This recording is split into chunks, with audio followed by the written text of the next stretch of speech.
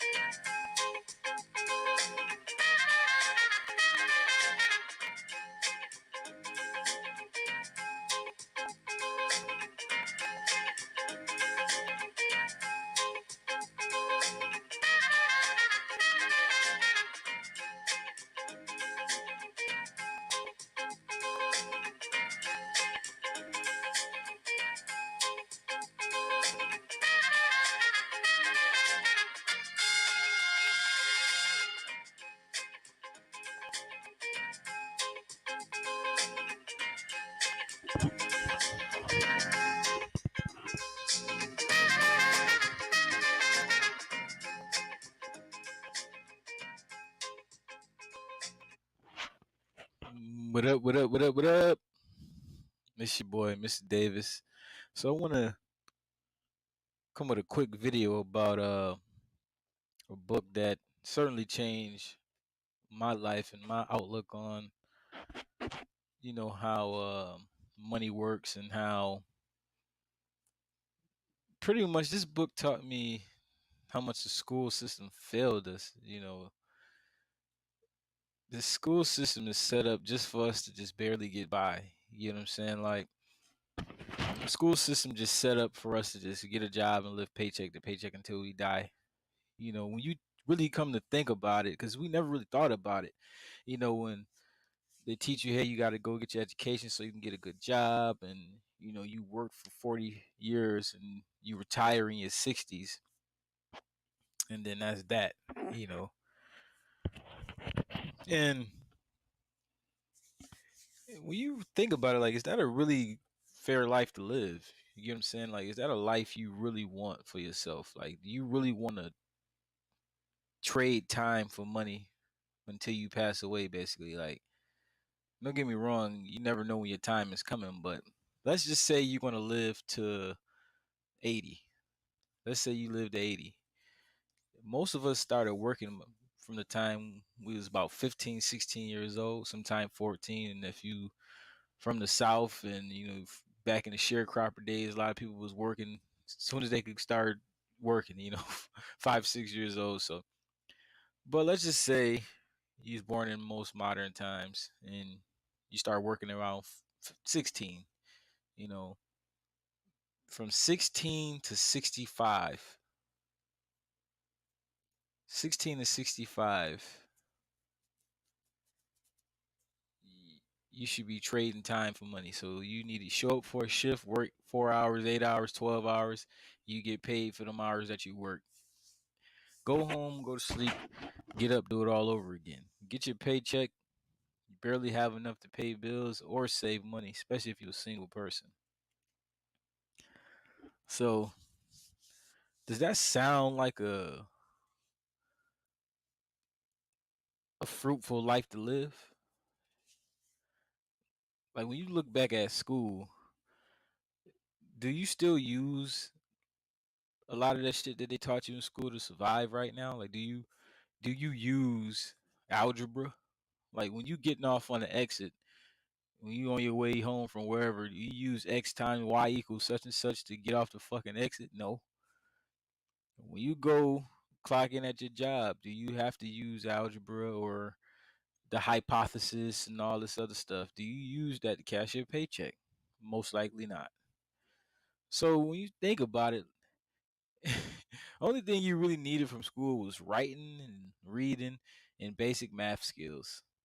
You know, That's the only thing you really needed from school. Now, honestly, what we really needed from school is what's in this book that I recommend all black men need to read. And the reason why I say all black men is because yes, we are behind when it comes to wealth and things like that. But the reason being, and this thing, I'm not gonna blame white men for this at all because I don't believe in that.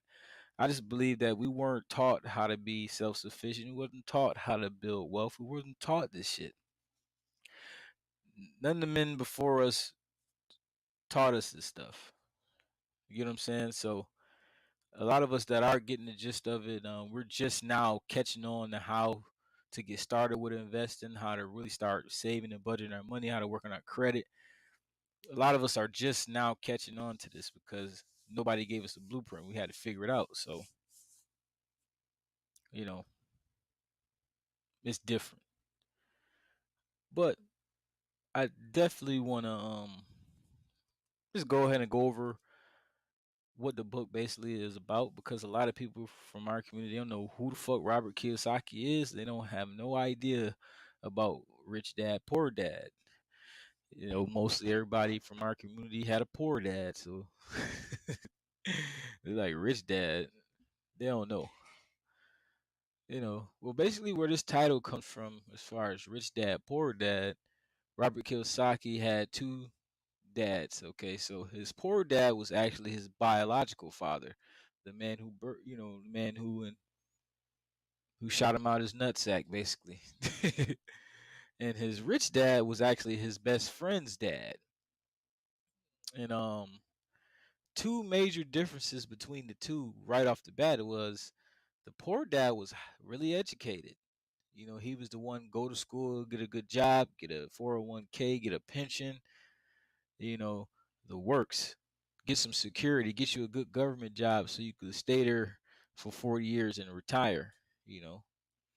And the rich dad was actually I don't even believe he finished school at all. And I believe he owned half the damn island. He was living on I think they were on Hawaii, in Hawaii or something like that. I forgot a lot about the story, but the main point I'm talking about is that the one that was successful, he had a different type of education versus the one that was quote unquote by the book. You know, he was smart, well educated, but he was financially poor. You know, so that's one of the big differences between the rich dad and the poor dad. The rich dad basically was somebody who started with nothing and just built his way up with the education he did have. And he learned how to basically build assets so that he could make money without him actually being present. You know, so he didn't have to trade all of his time for money. So he could leverage his time to be able to spend more time with his children and his family and everything like that. Versus the poor dad, you know, he all he know was go to work, get my paycheck, pay the bills, and do it all over again for however long, you know. So that's one of the big difference between them. So I'm gonna pull this up actually. So I want to share this for my brothers because this is what this channel is gonna be mostly about. It's gonna be putting brothers on the game because we get a lot of flack for a lot of things we don't know. You get what I'm saying? How are you this age? How you don't know this? How you don't have this? Well, like I said, nobody sat us down to teach us this shit. You get what I'm saying? So I'm gonna pull that up. While I get that pulled up, I'm gonna listen to a little Biggerville. Nice Biggerville.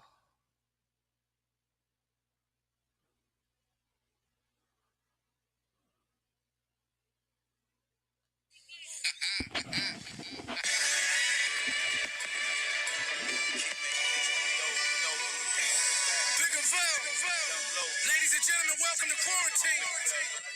You know what it is, man.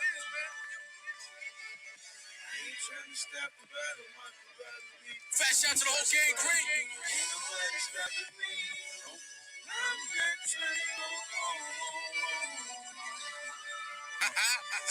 Quarter mil in that Louis bag. Shorty wanna do me bad. Get a bitch a do. He pull up in sixes, boo. Double up on that hefty bag. I'm the best dick she had. In a long while, I'ma say all my songs fast. I'ma say all my songs sound provocative. Mommy, how you know? That shit you do is not marketing. I'm gon' spark again. Pull me cup too. Get me nice and right. Pussy like it nice and tight. Cookies like them nice and light. Fluffy like them biscuits that my mama when she pulled them out the oven. Smelled them in the air. Bullets fly from everywhere. Betty pull out a heavy gear. Every year I was sitting in the penitentiary gate. Look at what was sent to me. Letters from these bitches say bigger. You gon' have to go back in for conspiracy. One thing wasn't clear to me. Care to be. I think you prepared to be something you can see, smell it, touch it, taste. Oh, not mine, let's up the stakes. I got a beautiful thing, mommy. Okay, great. On the York, I'm not trying to go home. Free Bigaville, man. One of the most underrated artists ever in the world. Free Max Bigaville, man. He got me through some tough times when I was a teenager, man. When I first got that Public Domain 2, that flash dance on there, man. Y'all would have had to be there. And don't forget, he's a musical genius, and he remixed the Destiny's Child song, man. Put his own spin to it. One of the greatest hits, man. Sexy Love, Max B. Go ahead and look it up. One of the hits. So yeah, basically, Rich Dad Poor Dad. So the concept of Rich Dad Poor Dad, basically, like I was saying, his friend's father who accumulated wealth due to entrepreneurship and savvy investing, while the poor dad is claimed to be Kiyosaki's own father, who he says worked hard all his life but never obtained financial security. So basically, Robert Kiyosaki's his real father, he never learned how to build wealth. And in the book it talks a lot about it, like, a lot of people had the same mindset back then. That's why most people are regular people who are not entrepreneurs, because even if they were taught this type of stuff, some people, they just don't believe in being an entrepreneur or investing. They think a lot of stuff is scams. Oh, I'm not going to do that. Or they just think people who do obtain wealth, they think they got it in a grimy way, or they're just evil people. You know, that's why, like, I would never agree with taxing the rich, because when you look at Elon Musk, Jeff Bezos, when you really go into their backstory and how they got started, it wasn't easy. They basically was on a grind for a long time. And actually, Elon Musk is one of my favorite entrepreneurs. He was talking about how he was renting like an office with his partner, brother, or something like that. And he would take showers at local gyms to just stay clean, but he was living in like an office, and he would be up coding all night. And I think this is around the time where he had his big PayPal deal when he sold for multi millions of dollars. I think that was one of his first big deals. So a lot of these rich people, man, they don't always have a head start like we think they do. A lot of them really just had to just stay consistent and just keep grinding and sacrifice. See, a lot of us in our community, we are broke and we poor, but we still are spoiled to a sense. Like, I know growing up, a lot of people didn't have like all the stuff they wanted as far as when it comes to luxuries. But for the most part, we did have running water. You get what I'm saying? We did have some food. We might not was able to eat all the food we wanted to eat, but we didn't have it as bad as third world countries where they walking barefooted and stuff like that. We didn't have like that. So in a sense, yes, we are very spoiled in America. You know what I'm saying? But a lot of us don't want to really make the sacrifices to live more uncomfortable so we can be comfortable in the future. So let me go ahead and pull this up. So if they got I have this book somewhere. I should have got it, but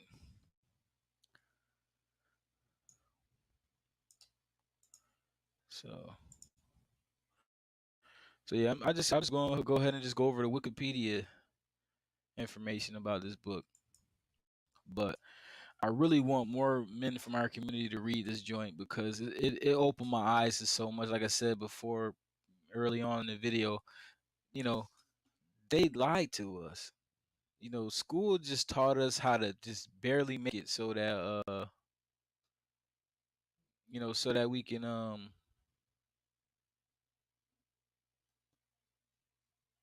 just stay employees for the rest of our lives, so we can just keep running, keep the thing, keep the machines running for other people to make them rich. I believe it was the Rothschild who started that school system thing where you know he didn't really want no people to go out on their own and be successful besides them. He just wanted more workers to run their businesses and the companies they built. So, and to a certain extent, I get it. Everybody can't be entrepreneurs. Just it's just not possible for everybody to become entrepreneur because who's going to run these businesses? That's what entrepreneurs do. They create a service or a product and they hire people to do the work to get the product to the customers. You get what I'm saying? So it is what it is. But more people in the black community definitely can stand to be entrepreneurs and investors. So that's my main reason for doing this stream.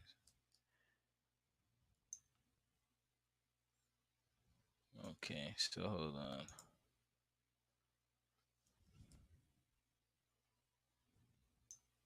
Cause they gonna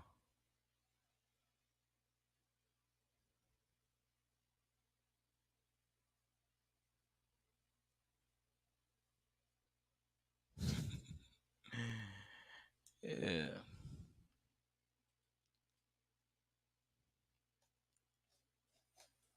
Hold on, let me go back to that one.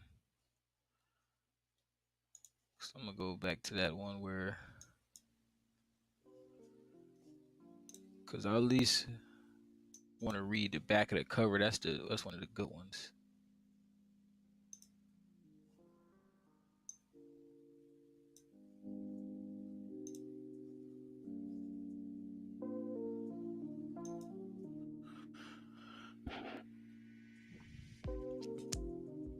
I'm gonna go back and get that one. Let me see.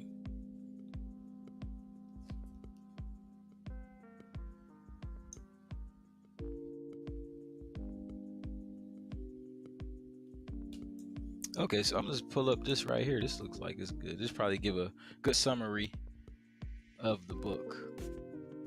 But I want everybody to go ahead and go get that book. If you ever come across this video, please go get this book and read it. All right, so yeah, basically, so the Poor Dad, he basically was one of them people where, and we all have these people in our family and people we know, they just don't really believe in anything outside of a job. They don't believe in anything as far as you actually reaching financial freedom or actually becoming successful to take care of your whole family tree as well as generations to come. They don't really see it like that. They say, hey, you go get a job, you get your education, you get a job, and that's what you do. That's the way of life. That's the American dream. But once you really realize, you like, especially nowadays, and I know I'm not the only one. You go to work, you work a long time. You working 40 plus hours a day most times, especially if you're a man. You should be working more than 40 hours because you got to provide. So it's like if you working 40 to 60 hours, but you barely bring home enough money for extras, you basically working for nothing. It's like now we getting to a point where life is not fun when you just working just to survive. You get what I'm saying? If you just working just to have a place to stay and a car to drive and a little food in the house, ain't a way to live. What about being able to travel? What about being able to change other people's lives? You need to have real money for that, and the only way to get that type of money is through investing and starting your own business. So the Poor Dad said the rich should pay more in taxes, which I really don't agree with that because when you think about taxes, right? See, the reason why employees pay the most in taxes is because there's no overhead for them. You get what I'm saying? You just show up to a company that's already established. You apply for the job, they bring you in, they hire you, they pay for the trainings, they pay for the drug tests. You know, they're already investing in you, and you might be somebody who walk off a job.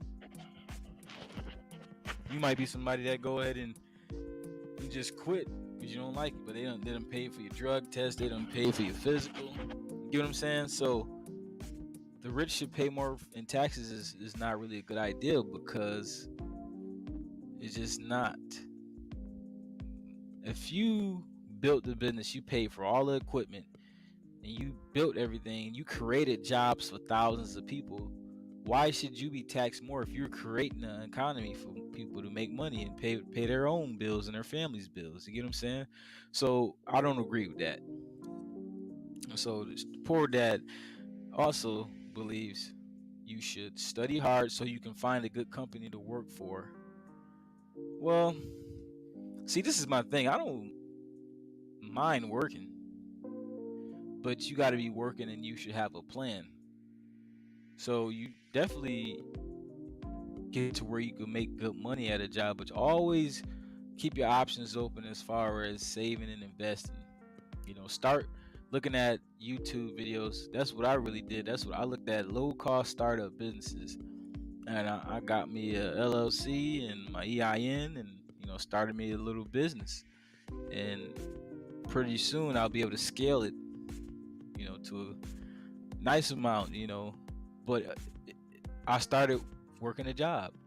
I used the money from my job to invest, and the money from my job to go to seminars and network and things like that.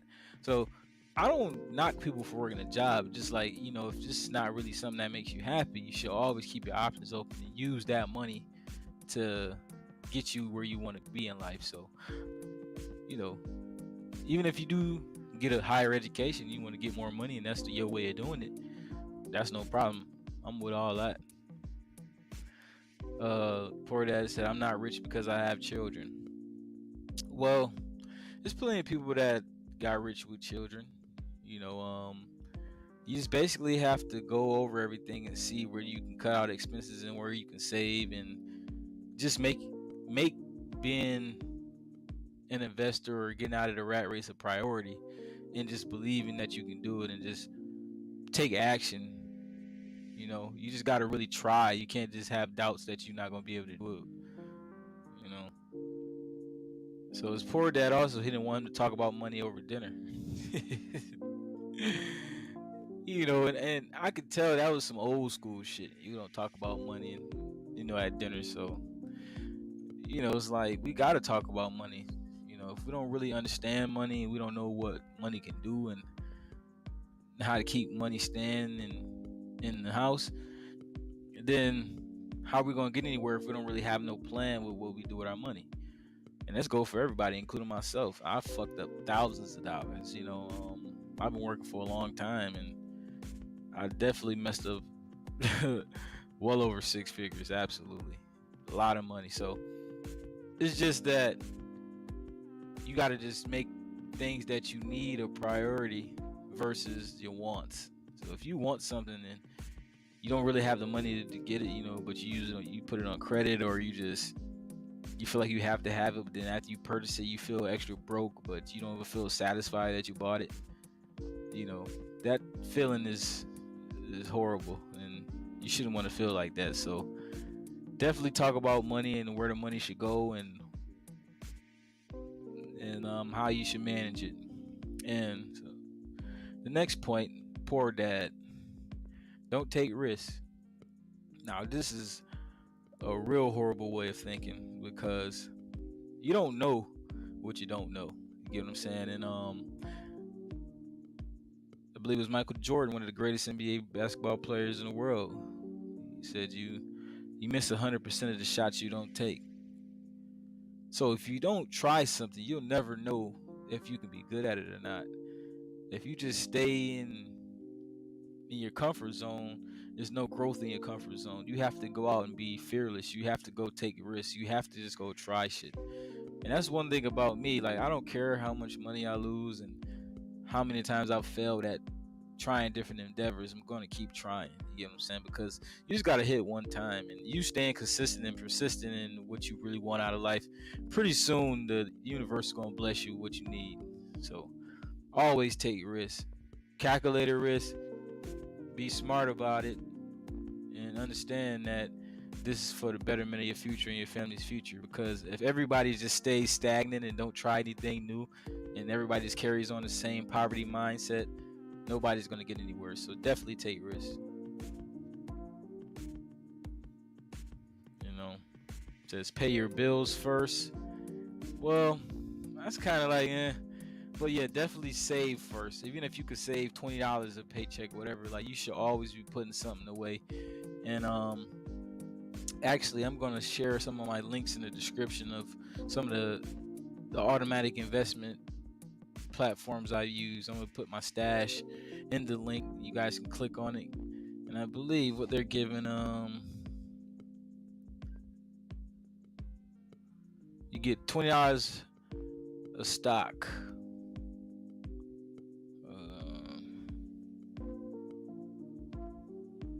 I'm gonna, matter of fact, yep, I'm gonna save that. I'm gonna email it to myself, and I'm gonna share that, because you could set up different trade accounts and stock portfolios. You can invest your spare change. Like, when I learned this, it was crazy. It was one of the best days of my life. I went to a networking event. I met a multimillionaire, and he just told me, I just do things simple. Like, you won't even miss $5.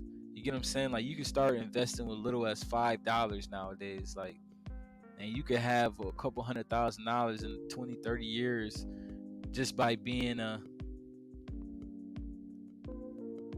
just by casually living. You get what I'm saying? Like, so that's one of the beautiful things of that. So I think a lot of us, we get intimidated by investing and buying stocks and stuff, but it could be so simple, because you could just set it up to be automatically withdrawn.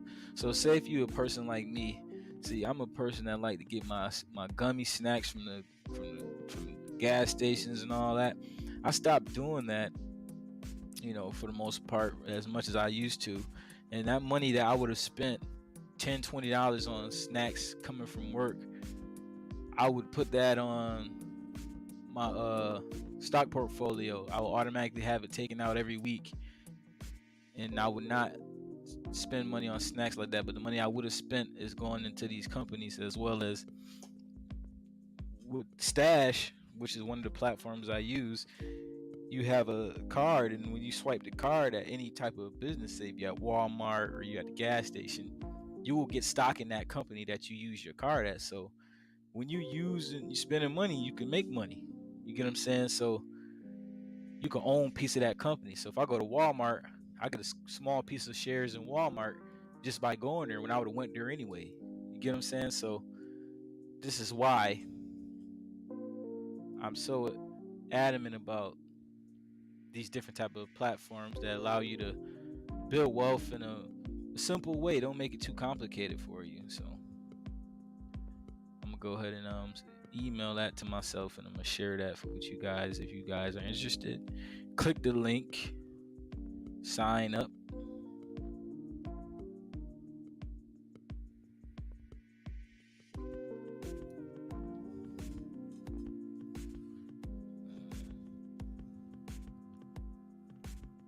All right. So another point, the poor dad said, "I'll never be rich." So telling yourself you're gonna never do something is just bad. It's just, you could tell yourself good things, but you got to be realistic about it. Like, you can't just say, "Oh, I'll be rich," but you don't really take the steps to get rich, or try to do something more. If you do continue to do the same thing and you complain, then then that's pointless. So that's basically how the poor people think. You have to believe in yourself. My biggest thing is take the risk.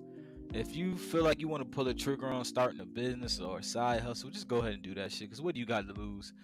You get what I'm saying? Well, if I lose $500, so what? You done spent $500 on junk food before. You done spend it on eating out. You done spend it on stuff you will never see a return on. So when it comes to investing in your future and your brand or whatever, just go ahead and spend the money. And also, it's a tax write-off, so that's a beautiful thing. So, Rich Dad, so this is what he thought. Taxes reward those who produce. So, yes, you get tax benefits when you create other opportunities for other people. So, when you create a service and a product and you hire people to do those jobs and get the products and the services out to the customers, you're doing a great job. You helping people pay their bills by something you created. Also, when you own rental properties, you're providing a service. You're providing a place for somebody to live, somebody to be sheltered. You get what I'm saying? So you get tax write-offs for that. And you should always say, I must become rich because I have children. And this is what this channel is really going to be about, is because my main focus with Black Men Do Build, I want us to actually have something for our kids to thrive off of. See, if I plan on being very successful, but at the same time, even if I get halfway there and my kids got enough to jumpstart their life and go way further than I ever could, that's the goal. Because I believe solely that if we actually had things set up for our children to thrive when they became an adult, we have less problems in the community. So you must become rich because you have children. You must set your children up to thrive. We can't keep letting our kids reach adulthood and they have to be struggling to pay bills and shit like that. It's just not fair. You brung them in because you was having a good time. You brung them in the world, because most of us not playing. Let's just understand that most of us are not playing in the Black community. It was that moment our parents, they was doing their thing, they was having a good time. So now you here. So we owe these kids. The kids don't owe us. And I see a lot of people expecting their kids to get older and take care of their ass. Like, no, you need to set it up for your kids to thrive. So you must become rich. You must be able to at least get something. Life insurance, some properties, or something to leave your kids so they could jumpstart their life and at least do better than you did when you became an adult.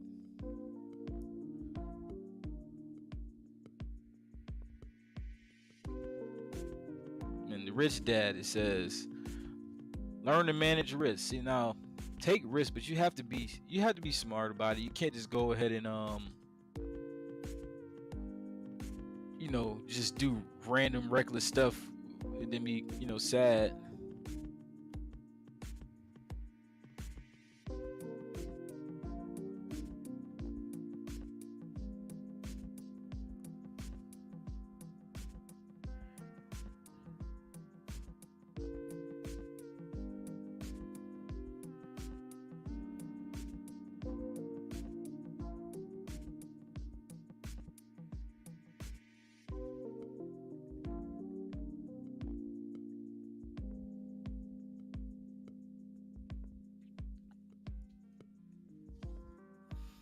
And another point that Rich Dad said, he said, I am rich, and rich people don't do this.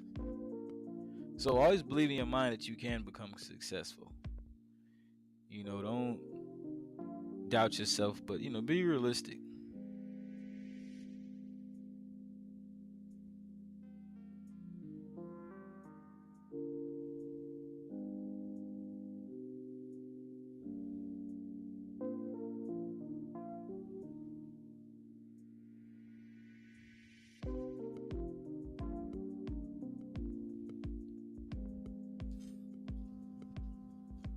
I started reading something else.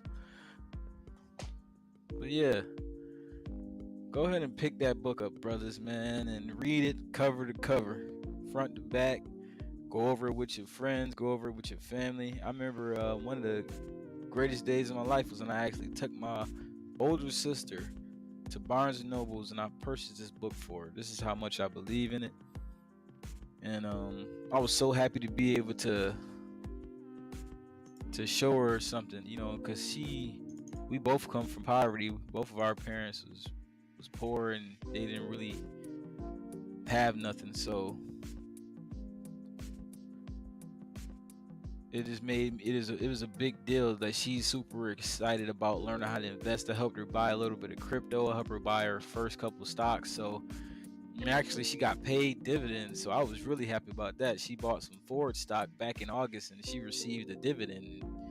You know, it wasn't a whole bunch of money, but at the same time, it was money that she made while she was asleep, just purchasing the stock. So I was very happy about that.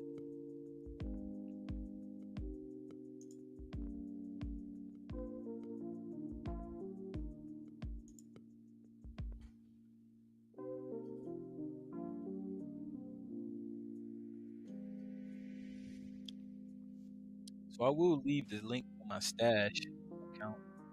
Click the link, get $20 of free stock. Both do, so we help each other out.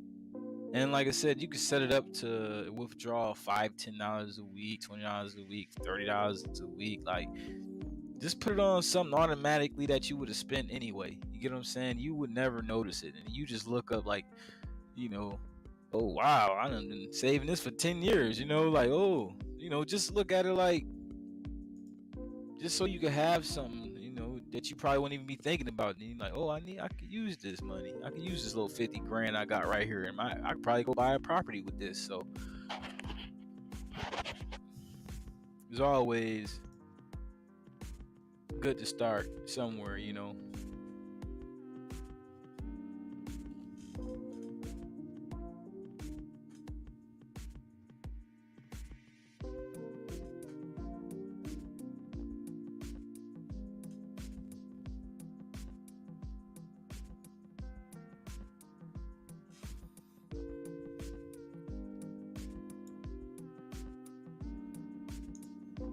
So I'm gonna go ahead and put this in the.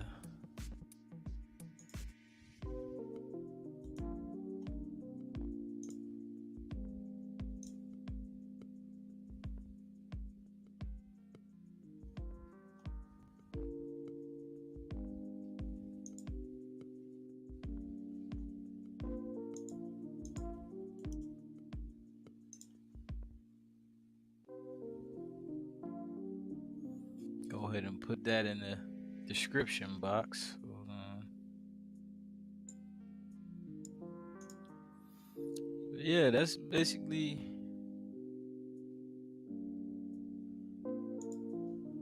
it. Just want more brothers to go ahead and check that out and give me some feedback. Go ahead and like, comment, and subscribe on the channel. Show some love, and I'll be back with some more content about us building and investing. I really want to get us to start practicing group economics, man. Seriously, like, there's no way in hell that hundreds and thousands and millions of us can't get together and put $2,000 a piece together and just buy a whole bunch of property. Like, even if we start with 50 people bring 2,500. We could go ahead and get an apartment building and use the rents from those apartment buildings to scale up, and we could individually get a property. If we scale up to 50 units, we could scale up to 50 units fast. Let's see. Yeah, that's a buck and a quarter. That's 100 grand right there. And I just seen somebody was selling a portfolio for about 600 grand, so we could put that as a down payment. So telling you, man, we gotta work together. That's one of the biggest issues we have in as black men, is we don't stick together, man. It's like we keep worrying about what the women not doing and shit like that. They not listening to us because we not on one accord with each other. We not moving as a unit. We got some great, phenomenal black men that's doing their thing. Yes, but it's more on an individual thing. They help when they can, but they can't. You can't depend on one person to do it all. So we have to start helping each other. We have to. We got to put the ego aside and all this shit. I want to look better than you and be better than you. No, we got to help each other from coast to coast, state to state. Like, niggas got to start linking up and start putting that money together, start owning land and assets. So, that's what my channel gonna be about. I'm just gonna keep pushing that, and we'll see where it takes us. So definitely go ahead and like, comment, subscribe. Show some love to the Cash App, donate. You know, show some love to the Cash App, donate. And I bet be back with another one pretty soon.